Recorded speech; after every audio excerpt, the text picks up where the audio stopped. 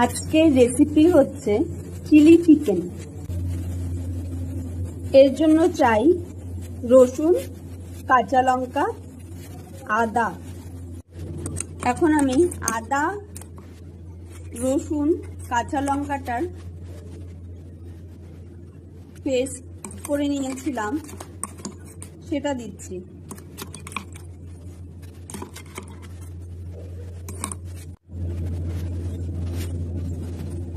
সোয়া sauce, একটু vinegar,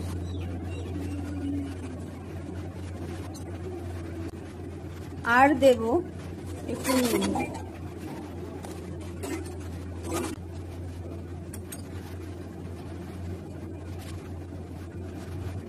এখন আমি যা যা দিয়েছিলাম সবগুলোকে ভালো করে চিকেনের সঙ্গে মিক্স করে 3-3.5 ঘন্টার জন্য ম্যারিনেশনের জন্য রেখে দেব। 3-3.5 ঘন্টা হয়ে গেছে। এখন আমি চিকেনের মধ্যে কর্নফ্লাওয়ার দিলাম।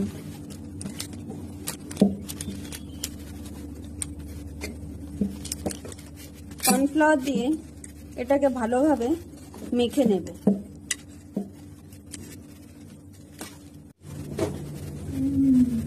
তারপর কড়াইয়ে তেল দিয়ে চিকেনের টুকরোগুলো ছেড়ে দেব।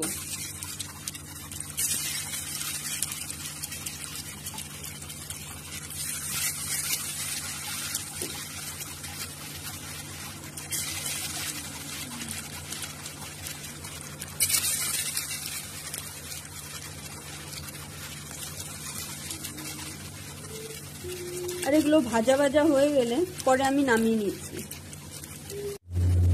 চিকেনগুলোকে আমি কর্নফ্লাওয়ার দিয়ে এইভাবে ভেজে নিয়েছি, হালকা ব্রাউন কালার হলে নামিয়ে নিতে হবে। চিকেনটা নামিয়ে নেওয়ার পর আমি কড়াইয়ে তেল দিয়ে এক এক করে রসুন কুচি,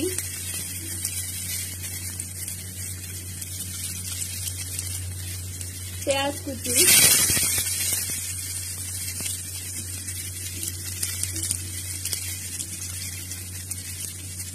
কাঁচা লঙ্কা দিয়ে হালকা ভেজে নেব।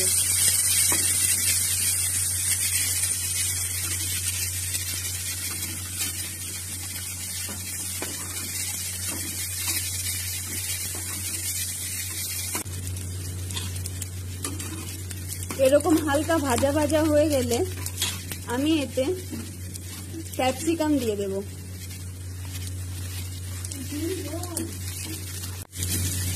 ক্যাপসিকাম দিয়ে আমাকে হালকা ভাজা ভাজা করে নিতে হবে।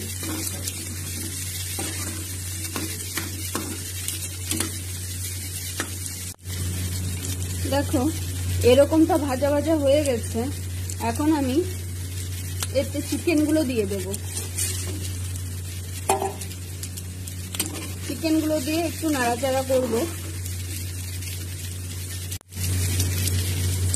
একটু নাড়াচাড়া করে আমি soya sauce,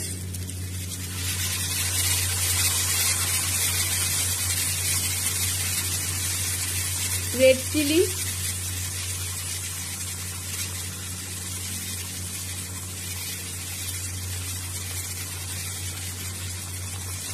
tomato sauce,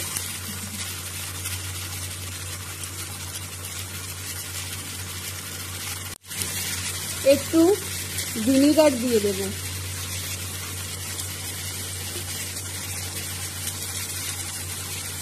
vinegar দিয়েও একটু হালকা নাড়াচাড়া করে নেব।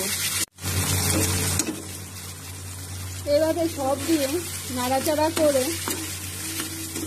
এতে একটু আমি কর্নফ্লাওয়ারের গোলা দিয়ে দেব।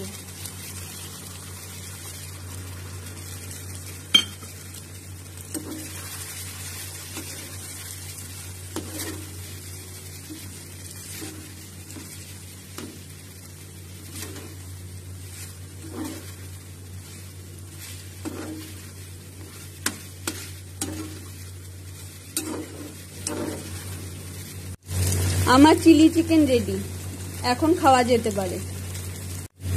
রেস্টুরেন্ট থেকে এনে তো খাওয়া যেতেই পারে, কিন্তু ঘরের বানানোর খাওয়ার একটা আলাদাই টেস্ট আর পুষ্টিকরও।